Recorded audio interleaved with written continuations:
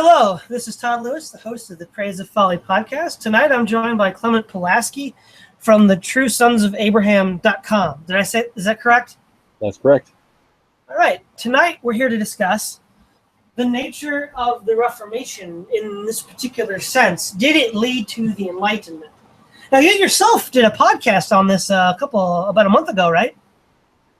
Yeah, I mean, it's a topic that comes up a lot on the alternative right because there's such an anti-Protestant attitude on the alternative right, which I think is really unfair, and that's, I think, what we both basically want to talk about here. So I did cover, I know a year ago, I did a podcast that was specifically a defense of biblical Christianity or Protestant Christianity, and showing why I believe that rather than Catholicism or Eastern Orthodox belief. So it's definitely a topic I've covered in the past. I don't know if I did one specifically on it recently, but I think we're pretty much on the same page on this question. Yeah. A couple of years ago on my blog, Praise of Folly, I wrote an essay criticizing that view of that the Reformation led to the Enlightenment, and that was also republished on the now defunct website, Aimless Gromer, which was an alternative right website. And that stirred up some controversy. And then about a year later, Social Matter, another alternative right website, sort of had an answer to the charge that I was making. And one of the things that I find in their answer that's somewhat, well, there's really 2 points that they make, and I think they're really not very good ones. The first point that the response to my article makes on Social Matter, and the article is called The Protestant Question. The first point that they make is that today the leading countries that advocate liberalism and this, perversion are Protestant countries, like United States, Great Britain, and Germany. But I'm like, okay, what about Catholic countries like Spain, Italy, France, Austria? They're not doing and look at Pope Francis. One of the things that is kind of a kicker is a lot of these thrown in altar traditionalist Catholic types who say, don't question the church.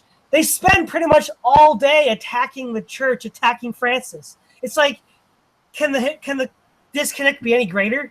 Yeah, of course, that's the problem that traditionalist Catholics have had for a long time, is the church is obviously changing its doctrine to accommodate modernism, but for them to maintain their position, they can't really fully admit that. So they are really stuck in a weird position. Yeah, on the one hand, I have to say the church doesn't change, and we represent the true church.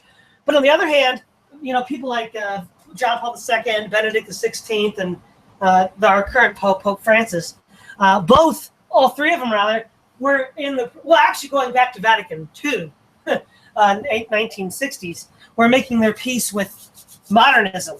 And really all the claims of Protestants selling out are really, one can make the same claim for the Pope. The Catholic Church has been selling out at the same time. I mean, famously, I think it was in the 70s, there was a whole controversy with birth control, and the Pope said it's wrong, and the rest of the Catholic laity kind of gave him the middle finger and just did it anyhow. Right. I mean, they don't really, they're just as much, and we've all heard of the term cafeteria Catholic. Mm-hmm. So this idea that Protestants are, quote, more vulnerable, unquote, to liberalism is not borne out by the actual facts. I mean, Italy and France are just as decadent as England or the United States. Oh, absolutely. And of course, you can't forget the French Revolution being the first major step towards replacing tradition with modernism. Well, exactly. The Catholic culture in France was not able to stop those ideas, and Enlightenment philosophy really thrived in France even prior to the Revolution, laying that ideological groundwork. Well, exactly. I mean, people like D'Holbach and Diderot and Voltaire and Rousseau, that was all during the ancient regime of, the Louis, Louis XIV, Louis XV, Louis XVI. It was all on their watch that all this was gestating and happening. And but the other, before we get on to that, which is an important point to get to, the other claim that they made on the Social Matters, why Protestantism was more dangerous than Catholicism, was that They argue that because anybody, according to Protestantism, could read and interpret the scriptures, there was no quality control. They argued the Catholic Church, because it had a hierarchy and structures, and it had a kind of a quality control that Protestants lacked. So you have these some people within the broad scope of the Reformation came to some pretty bizarre conclusions, they'll say. But the point is, that's assuming that Rome got the doctrines right.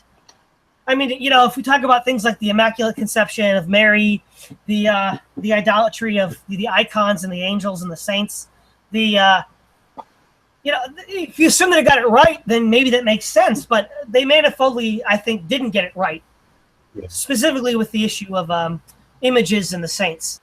Yeah, I mean, the list goes on, I think, of Catholic errors if you're coming from a Bible-believing perspective. Of course, it sounds like the folks over at Social Matter are making very pragmatic arguments in favor of Catholicism. That is, they aren't, at least as far as based on what you've said so far, it's not as if they are believing Catholics and think that the Pope actually is the Vicar of Christ, and that's why we should respect the Catholic tradition. It's all just a very pragmatic approach, which suggests that they're not really theologically inclined in the first place. Well, exactly. They're very pragmatic. I about 2 or 3 months ago, I was on a hangout with some Christian reactionaries, or Christian alternative right thinkers, hosted by Reactionary Ian.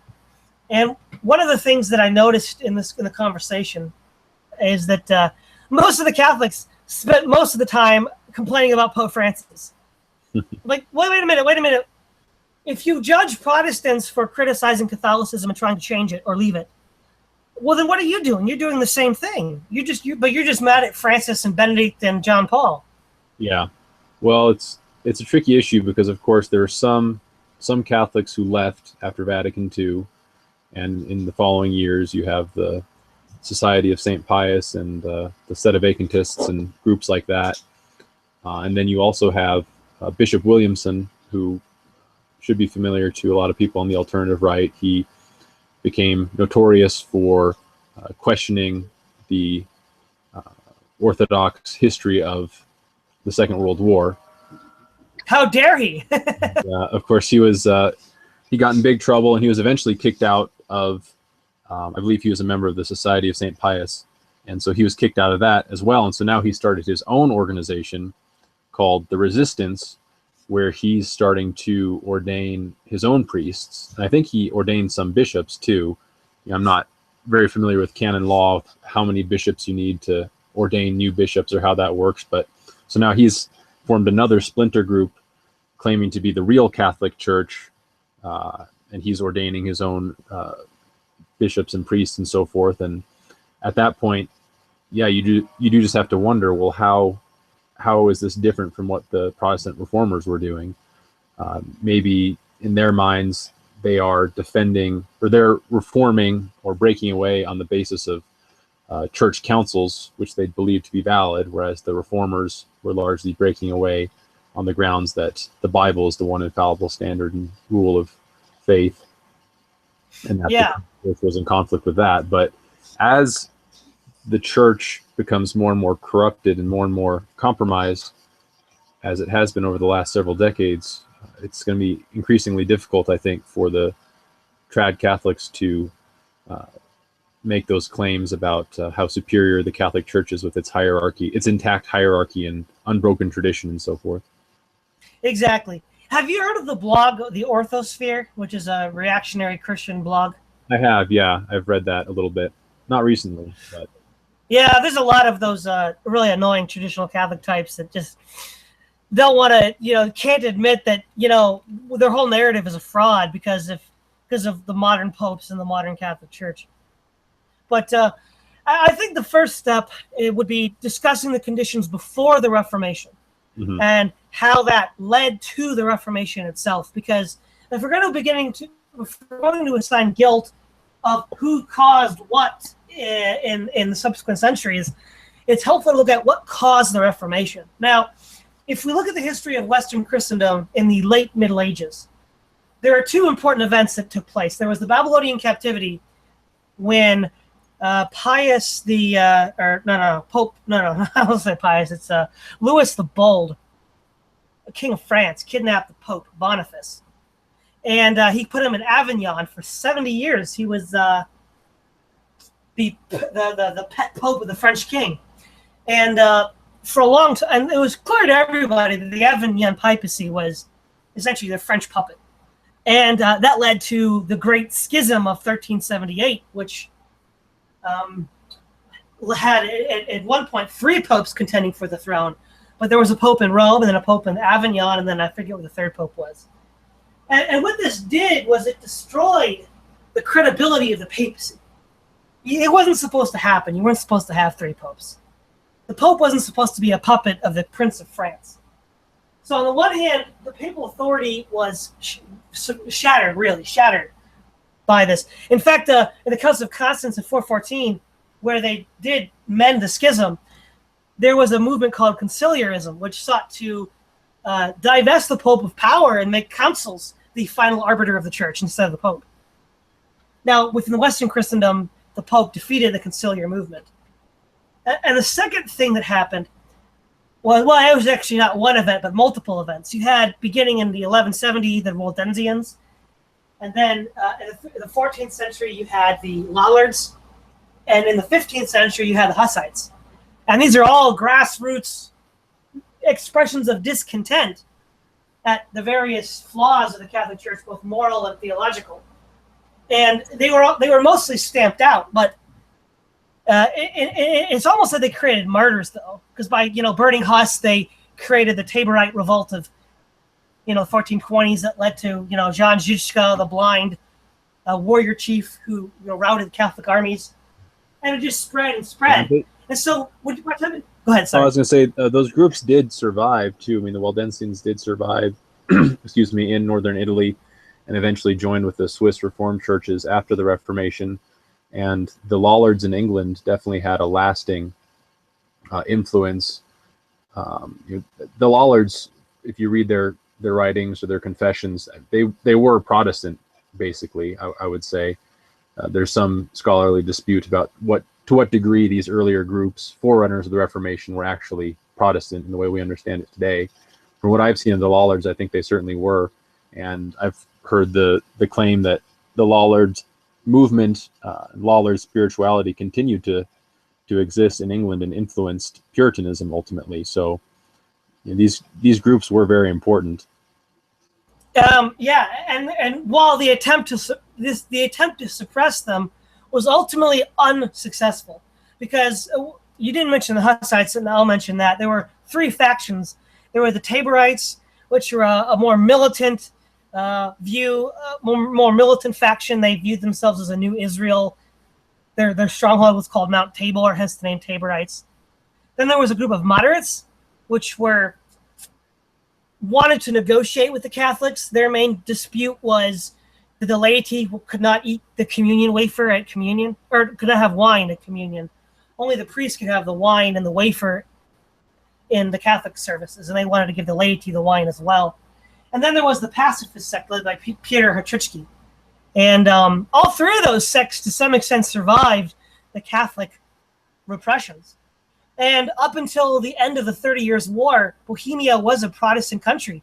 It was only when the Austrian emperor turned it into a desert, he famously quipped, "Better a desert than a land of heretics," that the Protestants in Bohemia were stamped out. And really, if it wasn't Luther, it was going to be somebody else. I firmly believe that the discontent was so great that whether you had a Martin Luther or not, somebody would have lit the spark. Yeah. What do you think? I agree, and there were certainly other groups that, while they remained in the Catholic Church, were heading in a Protestant direction in places like Holland and northern Germany. There were spiritual movements like the Devotio Moderna, which produced the Imitation of Christ, one of the great devotional works of Western Christianity. And these were groups that didn't reject the papacy and didn't reject the priesthood, but they were lay groups that focused more on individual spirituality as opposed to the outward forms and all the politics that the church and the monasteries too had become involved with at that time. They were heavily involved with the economy and the political system. So I think you are correct that there was a growing hunger amongst pious Christians for a genuine spirituality. I think part of that hunger that you speak of was the result of just the clear worldliness of the papacy, beginning really with the popes of Cluny in the 11th century. There was an attempt to challenge the secular authority of princes by the Pope himself, and that led to numerous controversies with the Holy Roman Emperor, the most famous being the investiture controversy, which had to do with who could invest bishops. They eventually settled on a compromise where a bishop had to be vetted by both the emperor and the pope. But beginning with, at least Henry IV, maybe even earlier, and going on and even beyond Frederick Barbarossa II, the papacy and the Holy Roman Empire are often at odds. And the idea of the pope as this kind of like spiritual leader who at the same time is leading armies or declaring wars, acting more like a prince of the world, really sort of harmed his image as a religious leader. He was seen more as a secular prince, and that damaged his reputation. We also had... Go ahead. I was going to say also during this period, the Pope definitely played politics with worship and the sacraments, and would sort of banish whole regions from receiving the sacraments and things like this, so, or refusing to appoint new clergy. So it definitely brought the means of salvation in the minds of the lay Catholics to be part of a political dispute, and that could certainly be a source of great discontent as well. Well, it becomes a political tool. It's a political weapon. I mean, for instance, Henry IV, during the investiture controversy with George VIII of the Pope of Rome, when he basically refused to comply, the Pope excommunicated him, which meant that all of his subjects could break their oath of loyalty, which would mean the entire empire could rise in revolt. And the emperor was like, "Oh, we gotta patch it up with the Pope to prevent that from happening." And a lot of secular princes got tired of the Pope bullying them and pushing them around. And I think a lot of the drive of the princes of Europe to throw off the authority of the church, although the church's own overstepping its bounds, it was kind of like a controlling parent that wouldn't let its children grow up. It's like, you're 25 years old and your parents still micromanage your life. Yeah. And that certainly was a major issue in the Reformation that we forget about sometimes. If you look at the writings of Luther, especially the writings that he addresses to the secular rulers, the princes of his day and age, he makes the point quite strongly that the secular prince should have secular authority over the Pope, that is, in matters of law and war and peace and so forth. The Pope should be subject to the law just like everyone else. He shouldn't be above the law. Notice this political dispute did not happen in the East. And that's largely due to the fact that in the East, the patriarchs were subservient to the emperor. They did not actively seek to circumvent or challenge imperial authority. They sought to work with it and enhance it. Whereas in the West, this schism between politics and religion is not the Protestants didn't start it, the Pope did. Because the Pope tried to become a secular prince in his own right and tried to impose his will on the other princes of Europe. Whereas in the East, they sought to support the princes of the East. And this divide between the secular and the religious, I think, can actually be traced back to the papal power grab of the Middle Ages. And I think it's important to point out that for those traditional Catholics who say the Catholic Church has always been the same, we focused on a few real obvious theological changes that happened in the 20th century with the Second Vatican Council. But if you look at the way the Catholic Church was able to behave and the way it functioned before the Reformation and after, I think you could argue that the Catholic Church was basically broken after the Reformation. I mean, it was never the same power that it was before. And this would again speak against the idea that the Catholic Church has always been the same, because even into the 19th century, for example, when the Catholic Church was still traditional on a lot of moral issues, they had really receded into the background when it comes to the political sphere compared with where they were before. Yeah, no, in the sense that you use the word broken, I think you mean defeated, like it was a defeated power. But Yes. I could also say that before the Reformation, the Catholic Church was broken in the sense of systemic structural faults. Absolutely. Yeah. There were systemic structural faults in the Catholic Church that were going to lead to a schism or Reformation. And I'll mention two. The first one was Augustinian soteriology and Augustinian ecclesiology. The soteriology of Augustine was very reformed. Man did not have free will. God had to regenerate the sinner for him to accept the gift of grace, which goes against official Catholic teaching. But simultaneously, Augustine taught that we should accept the will of the Catholic Church in all things. So we have this conflict here that's going to be resolved somehow. In fact, I had a friend from Malone who knew some Orthodox students.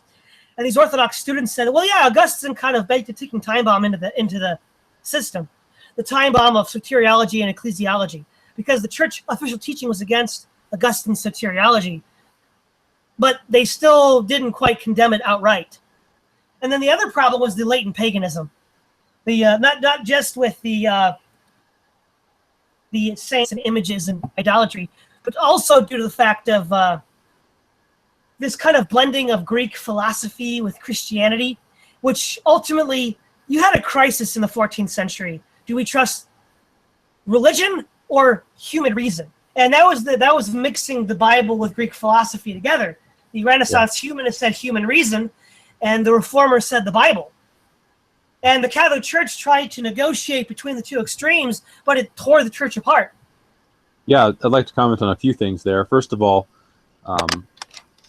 the question of Augustine's influence and how certain of his teachings favored Catholicism, certain of his teachings favored the Reformation. That's true of, I think, a lot of the church fathers, not just Augustine.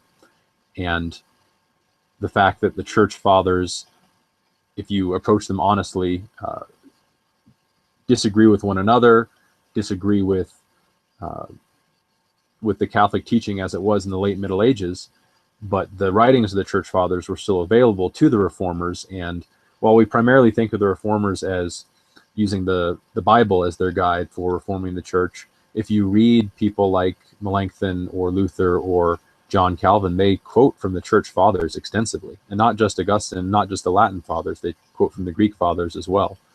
So the fact that there was such diversity of thought in the ancient church is something that Catholics and Orthodox tried to suppress or explain away.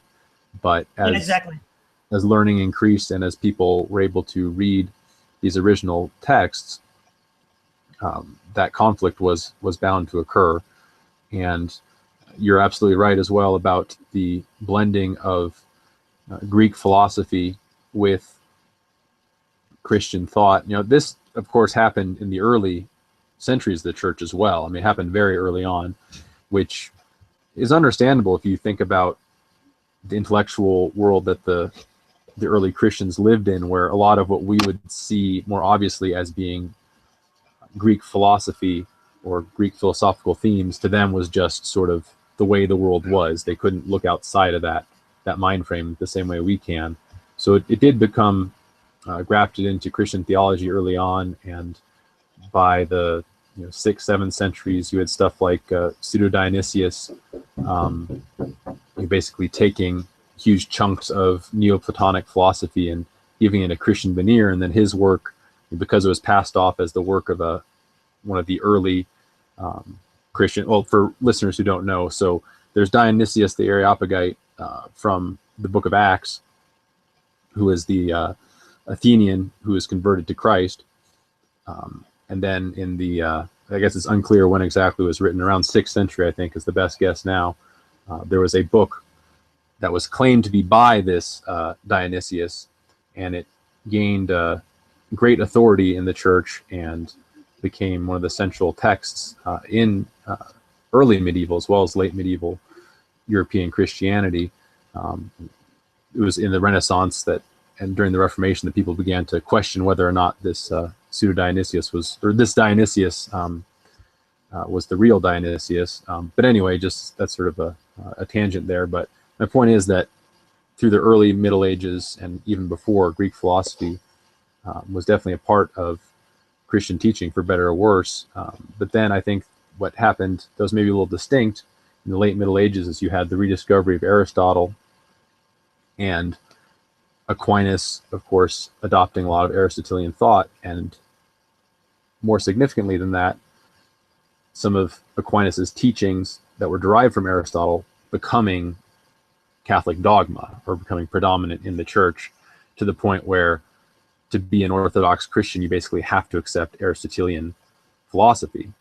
It just became so blended at that point that questioning the scholastic masters or questioning Aristotle, was perceived in some ways as questioning the Christian faith itself. So Yeah, it's a very... Sorry, go ahead. Yeah, I want to make a distinction between using Greek philosophy and trying to synthesize it. For instance, one could look at Justin the Martyr, or Clement of Alexandria, who were in some sense indebted to Greek styles of thinking. But that's not really the same thing as, say, Thomas Aquinas or Pseudo-Dionysius the Areopagite, because they both tried to actually merge Platonic and Aristotelian metaphysics with the Bible. The Ante-Nicene Church Fathers, and even some of the Nicene Fathers, didn't really attempt to merge the metaphysics of Aristotle with the Bible. That's, I think, where the problem arises.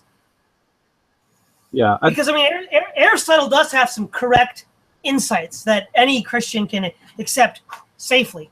Right. But to merge his metaphysics into the Bible is, I think, questionable. Yeah, I think it was always a latent problem that had to be dealt with eventually, and was more fully during the Reformation. But I agree that with Aquinas it became a much bigger problem. And beginning with the Renaissance, when the 14th century, with the likes of Boccaccio, and there were other famous leaders like Marcellino Ficino, or Basilios Bessarion, or let's see the other guy I'm looking at here, Genadeus Scalarius, or also Mirandola. These are either Catholic or Eastern Orthodox Christians who've adopted Platonic, Neoplatonic mysticism and founded the Renaissance as a return to pagan ideals, pagan classics. And whereas the Reformation, contrary to what these neo-reactionaries will say, was a rejection of this pagan outlook. They rejected the paganism of the Enlightenment and the paganism of the Roman Church. And if anything, it's this pagan Neoplatonic element that led to humanism, equality, and all these things that we don't like about liberalism.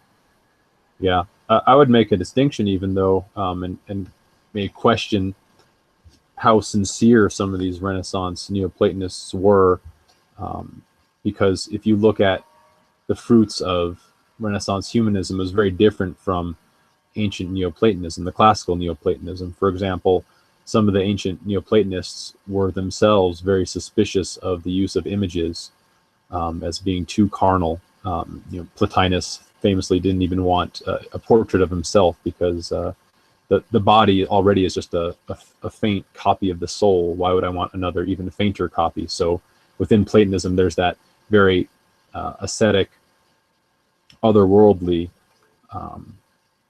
way quality of looking to it. But, well, real quick, Plotinus himself, I think, was a vegetarian and celibate. Yeah, I think by the time you get to late antiquity, Platonism, Neoplatonism, and Pythagoreanism had really kind of merged together. So you do get mostly vegetarians by that time. That's correct. Although I don't remember seeing anything in Plato to suggest that he himself was a vegetarian. But at any rate, if you look at Ficino and I believe he was sponsored by the Medicis, and if you look at the way the Medicis lived, there's certainly nothing in their behavior or the culture that they helped to create that speaks to ascetic Neoplatonic ideas. And of course, they were notorious usurers, while classic philosophy was skeptical of usury. Yes. Okay, sorry. So they they did. I think they really, were picking and choosing from the ancient world what they wanted. I mean, of course, Greco-Roman civilization had a lot of ideological diversity in it itself, and we'd mentioned maybe doing a show on that eventually, as that's an interest that we both share. Yeah. But within Greco-Roman antiquity, you had very ascetic philosophers, the Pythagoreans, the Platonists, and even the Epicureans are not as carnal, aren't as interested in carnal enjoyment as the term is come to be understood today.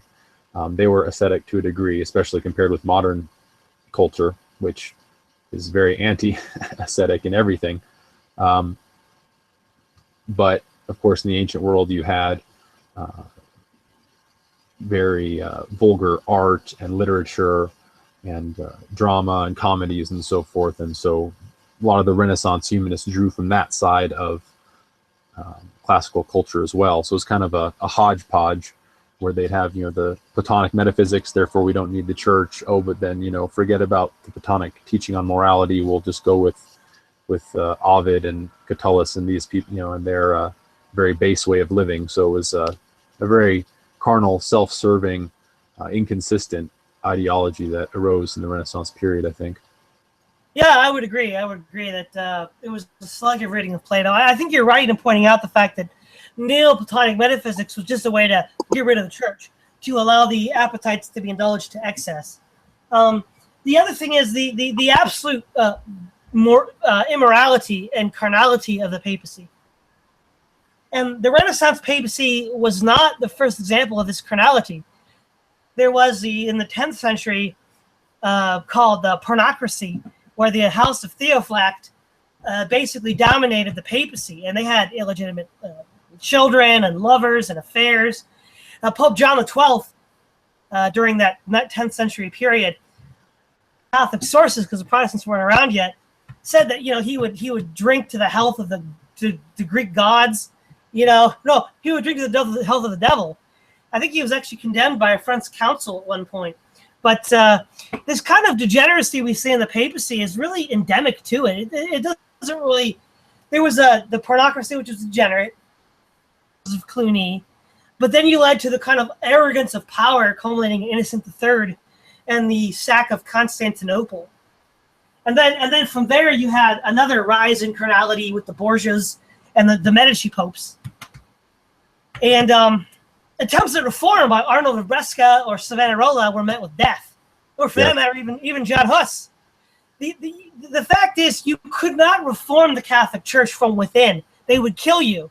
And Luther and the other reformers realized that they couldn't reform it from the inside because you just get killed. Yeah, and there was a really stupendous degree of hypocrisy within the Catholic Church as well. And of course, as a Protestant, I'm not in favor of clerical celibacy, but that had become the official rule of the Church by the late Middle Ages. But it was very common at that time for priests to have concubines, and that was just considered sort of an open, semi-open practice. So you just had this great hypocrisy where the Church and the priest is elevated to this holy level above the laity, as you mentioned, restricting the Lord's Supper to the one kind for the laity. So you had on the one hand this completely unscriptural elevation of the priesthood above the laity, but then on the other hand, you had the priesthood as a political office, so it was being sold to people who were of incredibly low moral character. And it just became increasingly difficult to take the Church and its moral teaching seriously. Exactly. And I think the key point here is it wasn't just a few bad apples. It was a structural problem that goes back to some of the earliest days of the papacy. I mean, I think there was a pope named Pope Damascene in the 7th century who was called the tickler of ladies' ears. So this idea of a corrupt and sensual pope goes back for a very long time. And a lot of people, just think about this for a minute. Can you imagine a Lutheran or a Puritan pastor or a bishop having a concubine? What's with Catholics and concubinage? I mean, I think the Protestants got rid of it, didn't they? I'm not very familiar about that, on that topic. But yeah, I think it's correct that in the Reformation, especially, well, I mean, the Reformation went in stages, of course, where early on you had reformers who basically accepted the idea of there being one universal earthly church, and you would be supported by the state and so forth. And it was then later on in England with Puritanism and the emergence of Congregationalism and the Baptist churches and so forth that you really came to this very radically different idea that the church is made up of believers, people who have genuinely been born again in Jesus Christ. And so high personal moral conduct is important. And of course, a congregation would not put up with, a Puritan congregation would not put up with a lot of what Catholic priests and bishops were able to get away with. Yes. It's one of the things that you'll often hear as a neo-reactionary canard is that the radical revolutions, the liberalism and socialism are Protestant ideas or caused by the Protestants. Now, let's look at the French Revolution, the classic modernist revolution. Many of the influences on the French Revolution actually came from the Bavarian Illuminati. And a funny thing is, when the French government arrested Adam Weishaupt, the Bavarian government arrested Adam Weishaupt and his followers, they published his material in order to expose him, but it had the reverse effect of spreading it around. And with the French, Abbé Barel, who's actually a French abbot, wrote about the Freemasonic influence in the French Revolution. And you also had Robinson's Proofs of a Conspiracy, which deal with the Masonic influences. And the French Revolution was an atheist, deist movement, which had, humanist, Masonic, and Illuminist elements in it, and was not at all in line with the teachings of the Protestant Reformation.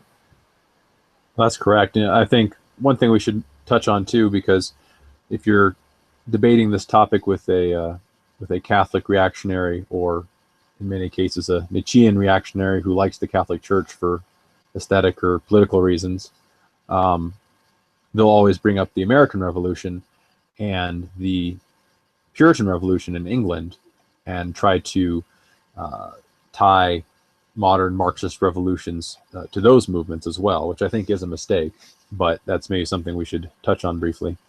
Well, the American Revolution, I think, has a little bit more sense because many of its founders were Freemasons, like George Washington, Thomas Jefferson, Tom Paine. And I think the Masonic element can be clearly seen in the American Revolution. But America's kind of a schizophrenic nation. On the one hand, it's a place for religious pilgrims, places like Maryland, Pennsylvania, and Massachusetts, for the Baptist, Quakers, and Congregationalists, and in Maryland for Catholics. But on the other hand, you have this sort of like a humanist, rationalist element as well that we see in the Jamestown colony and that we see with the American founders. So there's kind of like, go ahead. I'm going to say that humanism was prevalent throughout Western Europe at that time. So I think you're just seeing that as a prominent ideology amongst the ruling class. My argument generally against the idea that the American Revolution was caused by Masonry or Enlightenment ideas is that if you look at the constitutions of the early colonies, they already are proto-American. If you look at the Massachusetts Body of Liberties or the Fundamental Orders of Connecticut, these documents were very much in line with the American Constitution, and some of those colonies actually maintained their ancient colonial charters or constitutions as their state constitutions after the United States was founded. So I don't think you have to posit any sort of major Enlightenment or Masonic influence to explain the American Revolution. The Englishmen who came to America were Protestant dissenters for the most part, and so I think it was really inevitable that they were going to break away from the king.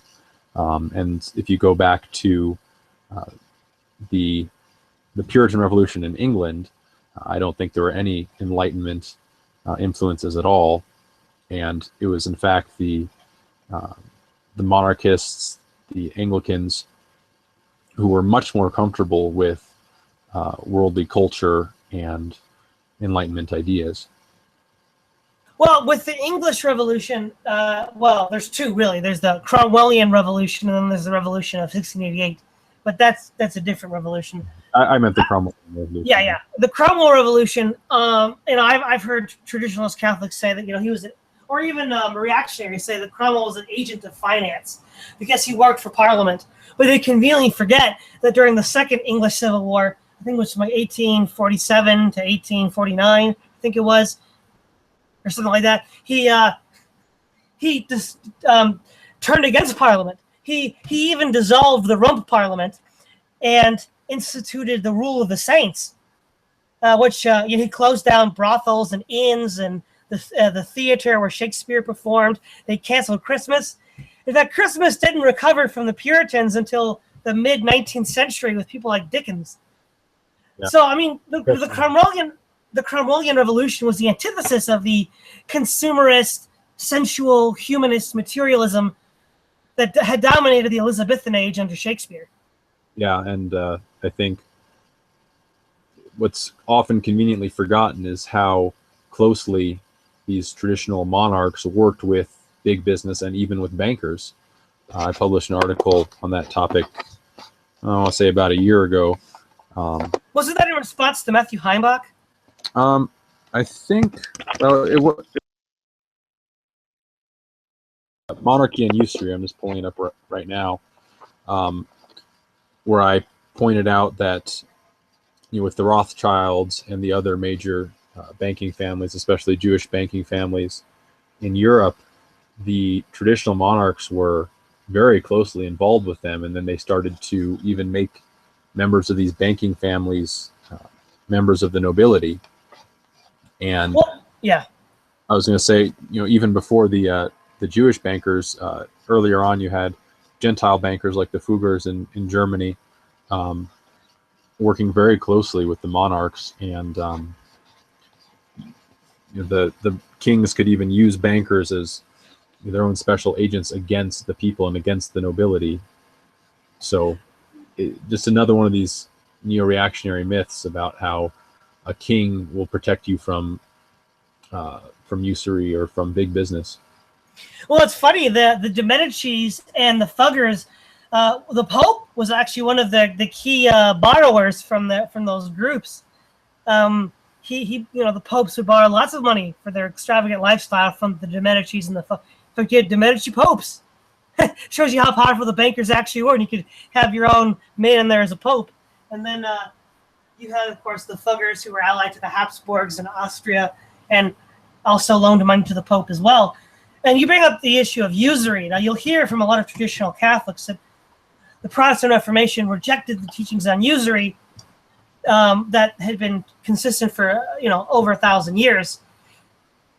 And it's actually complicated because the Puritans had about 100 to 200 years of debate before usury finally won out. But to be fair, though, the usury had already been accepted de facto by the church by the 14th century with the De Medicis and the Fuggers. Yeah, well, I was going to say more than de facto. Before the Protestant Reformation, they had already, by law, changed Catholic teaching on the topic, and I direct listeners to the excellent Michael Hoffman book, Usury in Christendom, which came out, I want to say a couple of years ago now, but he lays this all out and shows how indeed it was during the late Middle Ages in Italy that the popes began to change their teaching on usury, and the Reformation, for example, Luther was very opposed to usury, and he actually was on the anti-usury side of debates with Catholics sometimes. And many of the early Puritans in England were very much opposed to usury as well. Yeah. What it appears to me is this: is a lot of these problems of humanism, sensuality, carnality, usury were endemic to the Catholic system even before there was a Reformation. But the Reformation was a convenient scapegoat. Oh, it's their fault. See what happened? They'll say, after the Reformation, this happened. But, of course, that's the post hoc, propter hoc fallacy. If B follows A, therefore A cause B. We have to actually prove that. Right. I don't think it's been proven. I think the Reformation is kind of a convenient scapegoat. It came on just at the right time to be blamed for usury and humanism and the Enlightenment. Yeah, and I think while it's important to talk about usury, keep in mind that Scripture tells us that the love of money is the root of evil, and it's not just usury. I mean, there's many sins relating to money and greed, not just usury. And while the Catholic Church had very strong anti-usury teachings for a long time, positions for a long time, they certainly acted with great greed in other areas. So you can't just point out that they were opposed to usury and then assume that they were had a generally healthy outlook on money and wealth. Yeah, exactly. I mean, you can think of the indulgences or the extravagant lifestyle that the popes lived with. But with the there's something I was going to get back to, but I think I forgot what it was now. But one point that I do want to hit on is that whenever in the Catholic countries or even Orthodox countries, never in a Protestant country did you have a French, a Russian, or a Spanish-style revolution with militant atheists trying to murder the clergy, trying to murder anybody that was a landowner or a religious person. And to me, it's really a sign of the decrepitude of France and Russia and Spain that they were even vulnerable to these atheist Marxist fanatics. It inoculates you against it. We haven't had in Scandinavia, Holland, South Africa, the United States, Britain, Canada, Australia. We haven't had these kinds of vicious class revolutions led by radical Marxists. I mean, with the legacy of the French and Russian revolutions, I don't think the traditionalist Catholics and Orthodox have a leg to stand on as far as being being a bulwark against modernity. Well, I think that's absolutely correct. And at the same time, though, of course, we have in Protestant countries had soft, gradual revolutions, which are tending towards the same horrors that we saw in the French and Russian revolutions. But it's true that you didn't have large numbers of peasants and working class people rising up and killing clergy and desecrating churches and these sorts of things. As far as the slow kill, C.S. Lewis said in The Abolition of Man that the democratic, fascist, and communist governments all tend to the same end. This kind of abolition of what it means to be human based on their modernist, atheist, humanist values. And I think one reason why the Protestant countries, they were the Fabian strategy of the Fabian school in England, the very slow corruption through marching through the institutions, as the Frankfurt School talked about. It was easier to do. It was harder to do it in Protestant countries because you had the rule of law. You had, lex rex, the law is king. Whereas in Russia or France, the tyrant, the radical tyrant, could just step into the shoes of the czar or the king, and since all power was in the hands of the king, he could just step into those shoes and start killing people. Whereas in a Protestant country, you have checks and balances, limits. So even if you could take over the king, take the place of the king, you would have too many limits on your authority to actually kill all these people. Right. That is a good point. That while, for example, the United States and, say, France today are both considered democracies, there are very important distinctions between the American system and a parliamentary system like they have in Europe. And Rushdoony, in his book, This Independent Republic, where he talks about the origins of Americanism, makes the very interesting claim that the traditional feudal system in England was one of checks and balances. The England of the Magna Carta and the Parliament, who could be a bulwark against royal tyranny. But then, starting in 1688, the other revolution you mentioned, that traditional feudal system of checks and balances was really broken in England and was replaced by the radical centralization of power into the hands of the Parliament. That is the elected body that could basically make rules much more easily than are constitutionally limited legislature can in the United States. And because a lot of American colonies were founded before 1688, they actually preserved that more ancient English heritage of checks and balances. And I think it could also very strongly be argued, and Rushdoony makes this point elsewhere, that Americanism, or the American Constitution, and the types of governments that exist in the colonies prior to the American Revolution were thoroughly Protestant in character, in that, like the Protestants do with theology, by setting up the Bible as the objective Word of God, the objective standard that everyone must submit to, the American colonies and later the United States had a system of government where the written Constitution was the supreme law over everyone. No one was above the law. No one was above the Constitution. And I think that ties in with what you're saying about how in Protestant countries we haven't been able to, or the left hasn't been able to, carry out these same sorts of massacres and radical realignments. Although I think they're maybe working towards that today. I think we're getting closer all the time as traditional Christianity is continuously weakened. But indeed, I think that resistance to that radical subversion does have to do with both our theology and our form of government that was influenced by our theology, ultimately. Yeah.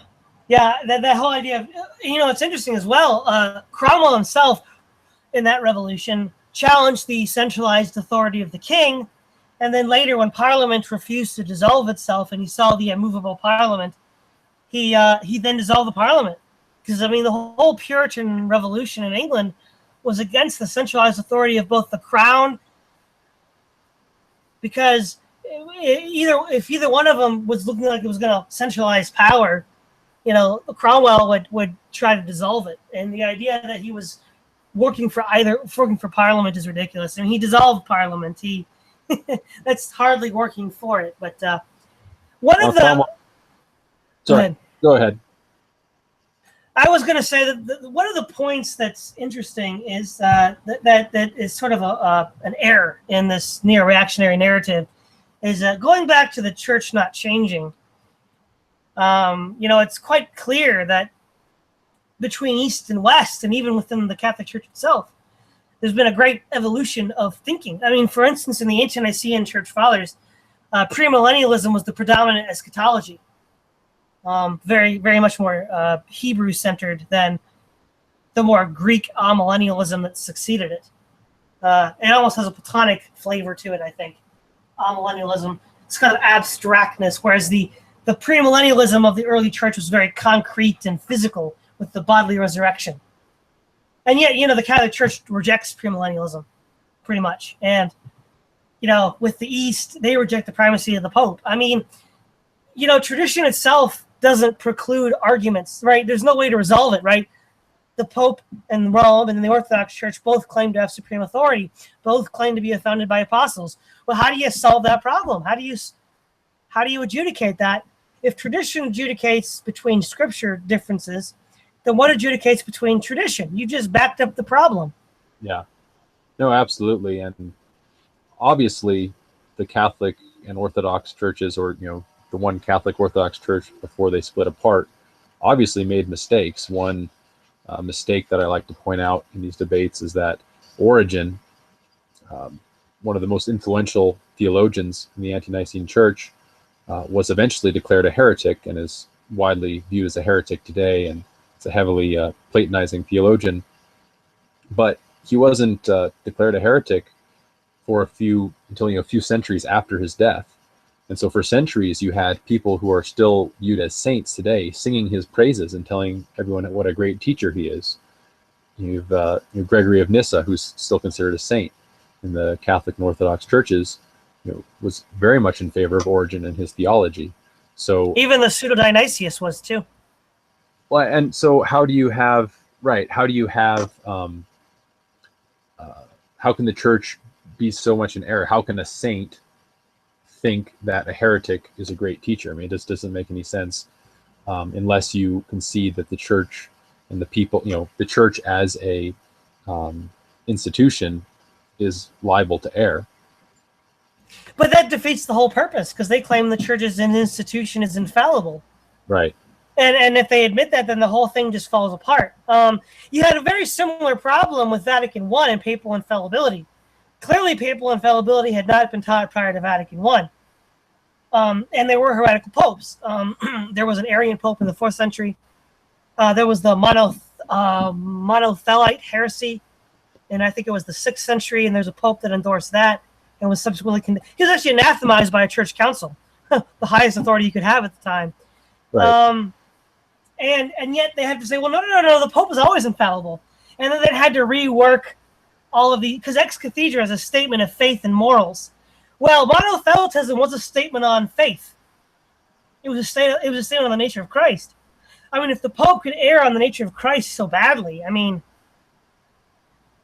yeah, it's just silly. I also remember listening to an Orthodox Christian who said once, being on the chair of Peter doesn't confer any special powers. I mean, if the Muslims were to invade Italy and put up a fake Pope on the chair of Peter and he blasphemed Christ and preached Muhammad, would that make him a valid Pope? Of course not. I mean, and then, of course, there's the fabrications, the donation of Constantine, which is a complete fabrication, as well as the interpolation of the writings of the church fathers.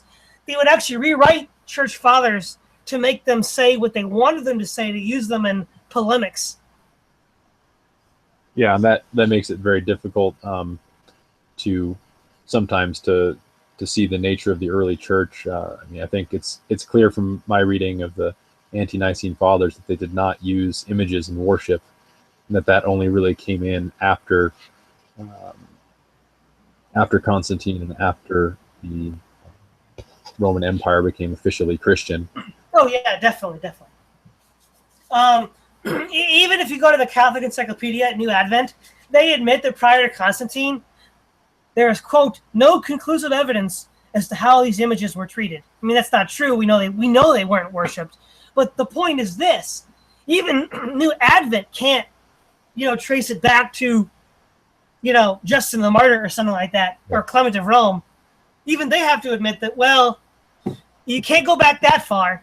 And in fact, they point out that there were church fathers that opposed the use of images. I mean, a classic example is Origen's Contra Celsus, where Celsus says that, I'm paraphrasing, of course, that you Christians don't have images in your worship. You're like these barbarian Scythians and the barbarian Persians. And Origen says that you're correct. We do not use images, but not for the reasons you suppose. Notice Origen didn't say, no, you're wrong. We have the right kind of images. No, they don't say that. They say that we don't have them. In fact, Clement of Alexandria said the first physical image of Christ was produced by the Gnostics. Interesting. Yeah, and the another testimony from a non-Christian source that I remember reading talked about the Roman army was in a difficult situation, and I believe it was Marcus Aurelius as emperor. He wanted all the soldiers to pray to their whatever gods they worshipped, but he was suspicious of thought the Christians were atheists because they didn't have images that they worshipped. So, I mean, there's evidence from Christians and from non-Christian sources observing the Christians that a distinctive feature is that they did not worship images. Well, in many ways, the early Christians were far more true to their biblical roots. They accepted a more Hebrew understanding, with the literal millennium, with the absence of images, than the later Catholic Church would be. Yes. Yeah, as you read farther and farther back in the Church Fathers, you can just sense how different it was in the earliest generations and how things developed over time. I always thought it was fascinating that, so in the Catholic Church, of course, you have the saints, but then you also have the doctors of the church who are, recognized teachers of great authority. And the earliest doctor in the Catholic Church is Athanasius. None of the great saints from before Athanasius are considered doctors of the church. Yeah, that's interesting. There are no Ante-Nicene doctors. One of my common complaints against traditionalist Catholics and traditionalist Orthodox is that for them, church history begins in the 4th century. they kind of ignore the preceding 3 centuries. It's like that didn't happen. Yeah, or those early fathers are mined very selectively for quotes that are in line with their theology. Oh yes.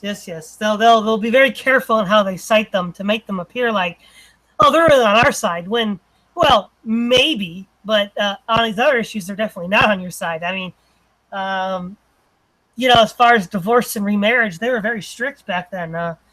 If you were divorced, do what Paul said: either remain unmarried or be reunited with your estranged spouse.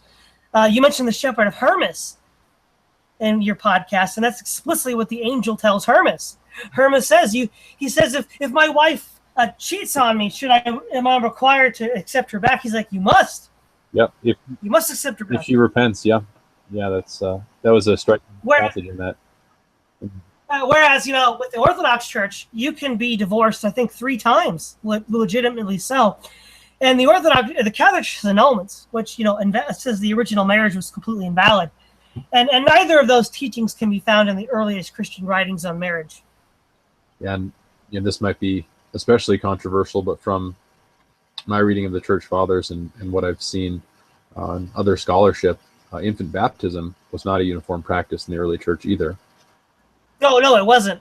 In fact, several doctors were not even baptized as children. Augustine was not baptized as an infant, even though his mother was a Christian. His father was pagan. Gregory of Nazianzus and Gregory of Nyssa, Basil the Great and Gregory of Nazianzus were not baptized as infants. In fact, infant baptism, the first treatise on baptism was Tertullian's De Baptismo. And he said that you should wait till you're an adult. Right. So adult believers' baptism was fairly normative until after Constantine. And even then, it took about a century or so for it to become really normative. Yep. Because as I said, many of the early doctors were not baptized as infants. There were certainly some churches that baptized infants early on, 3rd century and so forth. But it was definitely a mixed practice. And for whatever reason, I don't know if they ever reached a really mature conclusion on the issue. You had Gregory Nazianzen, as you mentioned, who is considered, I believe, a doctor of the church. I know he's considered one of the great theologians of the Eastern Orthodox Church, but he's kind of conflicted talking about baptism, where the conclusion he comes to is that, well, maybe wait till the child's 2 to 4 years old so they can at least answer the questions for themselves rather than having a sponsor answer for them, which is, of course, not the more mature theology of credo baptism that emerged with the credo Baptist churches in the 16th and 17th centuries. But there definitely was conflict on that issue and discussion about it. Well, exactly. One could argue that given the fact that you have this genealogy of thought leading up to pedo-baptism indicates that it wasn't the original position, because if it had been, there wouldn't have been these debates. It would have already been set down, and they would just be doing it. Yeah, and the fact that they had to evolve to that position indicates that it was an innovation. Because if it was there from the beginning, then it wouldn't have to evolve. It'd be there, like, for instance, some of the more fundamental doctrines, like, the millennium. I mean, the doctrine of the millennium, there was not much debate, and it stayed the same until Constantine, pretty much, premillennialism. Well, there was, I guess, some debate about the nature of the millennium. I know Justin Martyr mentions that while he is a premillennialist, there are others who are Orthodox believers who disagree with him, so it wasn't necessarily a dogma. No, it wasn't a dogma, but on infant baptism, I always found it interesting that the really bizarre thing is the way that infant baptisms are done, where you have a sponsor answering the questions on behalf of the child, and that really suggests to me that this was originally a rite where the baptized individual would have to respond to these questions, and so because there wasn't a separate rite specifically for children, that would speak to the adaptation of an adult ritual to children at a later time. Another indication that infant baptism was not practiced was the first extra biblical recording of a baptism was in, or the practice of baptism was in the Didache. And Yep. in the Didache, it advocates for complete immersion. Now, I don't know about you, but I would not completely immerse an infant, even once. Yeah, I think some people do that, though. I think the other more telling thing from the Didache is that it says that the convert is supposed to fast for a few days before That too, yeah, that too. before baptism. But yeah, I mean the Didache gives pretty specific instructions for how church business is supposed to be conducted, and it's completely silent on the topic of infant baptism, which is very telling. Well, not only is it silent, but the commands that it gives would be impossible for an infant to perform. Right. So it certainly makes you wonder. But all this serves to point out that the Catholic tradition was never uniform and never consistent. Right. Yeah. I mean, it's always changing, but then once a change has been accepted, it's tradition, and tradition can't err. So it's perfect and infallible, and you can't go back and change it. So that's really the conundrum that they have. Yeah, I think the real bind here is with these traditionalist Catholics. If you look at just even recent history with Vatican II, leading up to Pope Francis, but also just church history, clearly the church got it wrong on numerous cases, and even Catholics have had to, well, in the past, have admitted such as much. But if the church is an infallible institution, then, you're in a bind, right? You can't criticize Francis or for being heretical or wrong, and still maintain the infallibility of the Catholic Church in your kind of fictional narrative of its preservative properties. Yeah, I mean it's ultimately a form of idolatry, really, in that they want a carnal human leader that they can see, and they want grand institutions and grand physical temples that they can worship in. To build up their faith, because they trust in those things too much. And it's interesting. And another complaint that a lot of neo-reactionaries and alternative right people have against Protestantism is that Protestantism is Jewish, whereas Catholicism isn't. I would disagree with that, and a lot of the reformers, like people like Calvin, pointed this out, that the Judaizers are the Catholics, because they want to turn back to an Old Testament form of worship where you have a human priesthood, where you have physical temples, where you have a sacrifice that the priests carry out themselves. And they want all these earthly accessories in their religion.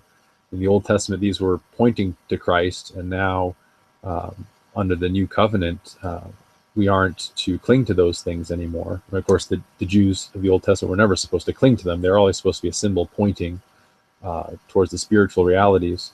But now in the New Testament era, those types of practices are completely unnecessary. And the apostles were not priests. That's clear from reading the New Testament. This idea that you have a priesthood under the new covenant is just absurd. If you look at Book of Acts or Book of Hebrews or something like that, it's clear that Christ is the high priest, and that the perfect sacrifice has been done once for all. But then, of course, what was happening in medieval Catholicism was there's more and more this idea that the Mass or the Eucharist, the priest was almost actively sacrificing again on behalf, to cleanse the sins of his people. So you definitely have this very carnal, worldly-looking, Judaizing attitude in the Catholic Church, and that worldly attachment is just part of our fallen nature that we have to combat. So it's not surprising that so many people are drawn to it. I mean, you'll hear people say even that they converted to Catholicism because the services are so beautiful and the churches are so grand, and they love the pageantry, and that's, the truth is not pageantry. So, but fallen man is liable to perpetually fall for those sorts of things. Well, exactly. In many ways, when we read the Old Testament, the declaration of a priesthood is clear, specific, It's the line of Aaron, and that line passes on from son to son. Now, normally, see, God always does things. If he wants to set up priesthood, it's very clear, very specific, very precise. In the New Testament, there is absolutely nothing on the priesthood, even close to the minute detail of the Aaronic priesthood. And in fact, the Aaronic priesthood is invalid, as we see in Hebrews, where the Hebrews author argues that the priesthood of Melchizedek, of which Christ is a representation of, trumps the Aaronic priesthood. And there's just, I mean, if God wanted a priesthood, he would have had a very clear, minute, specific account of it. Exactly. As he did in the Old Testament. But I would go one step further. I'd say the Catholic Church is pagan. It's not even Jewish. It's pagan with its idolatries and blasphemies. It's more of a pagan institution with its images and icons, and adopting the imperial Roman system of government and way of outlook on life. Well, that's right. The Pope is the Pontifex Maximus. So. Yeah, the pagan high priest of Rome. Yeah. So. I think it's important to point this out because while it might seem like we're being kind of harsh on neo-reactionary Catholics, there's just such an attitude of denigrating Protestantism that I think it's important to push back on that. And it's interesting to me that the neo-reactionary Catholics and the neo-reactionary pagans are united in their support for the Catholic Church over Protestantism. Yeah, it's true. I've seen that too myself. I was going to say that now, for the listeners, I identify with the Anabaptist strain of the Reformation, but needless to say, whether you identify with the Baptist strain or the Anabaptist strain or the Reformed strain, we all get tarred with the same brush by these neo-reactionaries. In fact, I think the Anabaptists are more hated. They are identified with Quakers and a lot of these really fishy Gnostic groups, which is, I think, unfair. But, again, they're not known for being fair, are they? Yeah, well, I mean, there are serious, theological differences there. So it's reasonable that there'd be suspicion. But I think it's important to just defend the principle of the Bible as God's revelation and as the one infallible standard that we have to approach these questions, and to recognize man's proneness to error. And if you don't have that objective standard to go back to, you're really going to be lost. And as the Catholics have the church tradition as their standard, and as the church tradition becomes more and more radically subverted, I don't know really what their basis is going to be. Well, exactly. We're running near the end of the time allotted here. I think a good place to end is Jude 1:3 as a rebuttal of the neo-reactionary Catholics. Beloved, while I was very diligent to write to you concerning our common salvation, I found it necessary to write to you, exhorting you to contend earnestly for the faith which was once for all delivered to the saints. And that's the key thing there, once for all. Once the